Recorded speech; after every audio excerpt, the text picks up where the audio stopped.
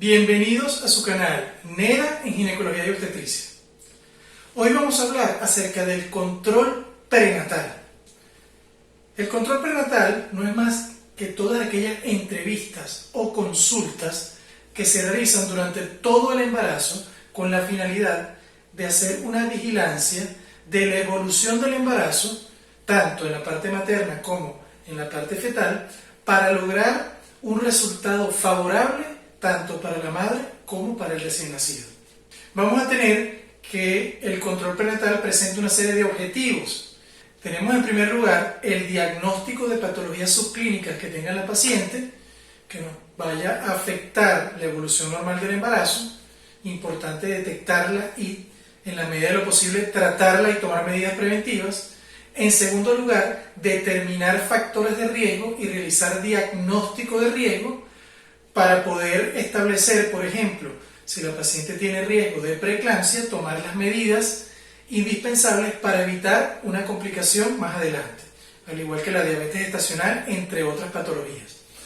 En tercer lugar, por supuesto, tomar medidas para evitar complicaciones durante el embarazo. Medidas tendientes a modificar condiciones de vida, estilo de vida, alguna pauta que podamos tener, por ejemplo, en el caso de la paciente con preeclampsia, que si tiene riesgo de preeclampsia podamos colocar o tomar ciertas medidas para disminuir el riesgo más adelante. En tercer lugar, por supuesto, evaluar la evolución del crecimiento y desarrollo del feto durante todo el embarazo, y una parte muy importante que es muchas veces olvidada, que es la parte educacional, y aquí debemos educar a la paciente, aclarar las dudas que tenga la paciente con respecto al embarazo, a las complicaciones que ella pueda tener, la educación con respecto al parto, a lo que va a sentir en el parto, y vean que estoy hablando de parto y no de cesárea,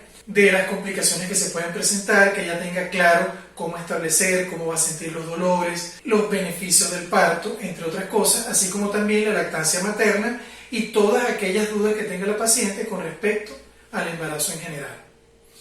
Estos básicamente son los objetivos. Ahora, las características, y aquí me quiero detener un poquito, del control prenatal ya establecidas en las pautas 2019 de la OPS, se van a establecer una serie de cambios. En primer lugar, las características son las siguientes, pues tenemos el control prenatal debe ser precoz y el inicio debe ser en el primer trimestre del embarazo. Es decir, que todo control prenatal que inicie en el primer trimestre del embarazo ya está teniendo la característica de ser precoz. En segundo lugar, debe ser periódico, y aquí hay cambios importantes según la pauta 2019. Así tenemos que la primera consulta debe ser en el primer trimestre. Recuerden que entre la semana 11 y 13+6 es donde hacemos el despistaje de gran cantidad de patologías, como por ejemplo descarte de aneuploidías, descarte de preeclampsia o riesgo de cada uno de ellos, diabetes, en este caso pregestacional, que nos permiten tomar medidas para evitar complicaciones más adelante, o por lo menos para disminuir el riesgo de complicaciones producto de esta patología más adelante. Tenemos también que tener claro acá que se realiza la evaluación ecográfica en este periodo de tiempo. Entonces, si la pauta nos dice que debemos hacer despistaje de patologías en esta edad gestacional, entonces, por supuesto, una ecografía es necesaria en esta primera consulta entre la semana 11 y 13+6. La segunda consulta va a ser en la semana 20 de embarazo, la tercera consulta en la semana 26, y tenemos solamente 2 consultas en el segundo trimestre del embarazo. Y a partir del tercer trimestre del embarazo vamos a tener consultas en la semana 30, 34, 36, 38 y 40, para un total de 8 consultas. Es decir, ¿qué nos refiere la OPS? Que se debe tener un mínimo de 8 consultas con esta distribución para disminuir los riesgos de resultados adversos durante el embarazo. Porque ya estudios realizados por la Organización Mundial de la Salud ha establecido que intervenciones en estos momentos específicos del embarazo son importantes para detectar y reducir el riesgo de patologías que puedan afectar el curso normal del embarazo. Esto es importante que lo tengan en cuenta a la hora de un control prenatal. No se trata de realizar consultas a cualquier momento o cuando puedan, no. Esos puntos específicos son importantes.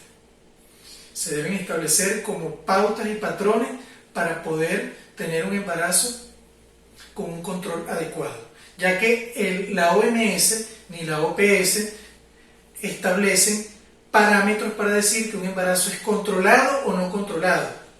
Es decir, aquí debemos tener claro que la Organización Panamericana de la Salud nos refiere es que se necesita un mínimo de 8 consultas en un embarazo de bajo riesgo para disminuir la morbimortalidad materna, fetal y perinatal, es decir, las complicaciones del embarazo como tal. Una tercera característica es que debe ser completo, y en este caso vamos a hablar acerca de cada una de las pautas que nos da estas normativas del 2019 a evaluar en cada una de las consultas. Y en último lugar, debe tener una amplia cobertura, y aquí por supuesto estamos hablando que mientras mayor cantidad de embarazadas entren en el plan de control prenatal, esto va a disminuir la morbimortalidad materna, fetal y perinatal por complicaciones del embarazo. Entonces esto hay que tenerlo claro.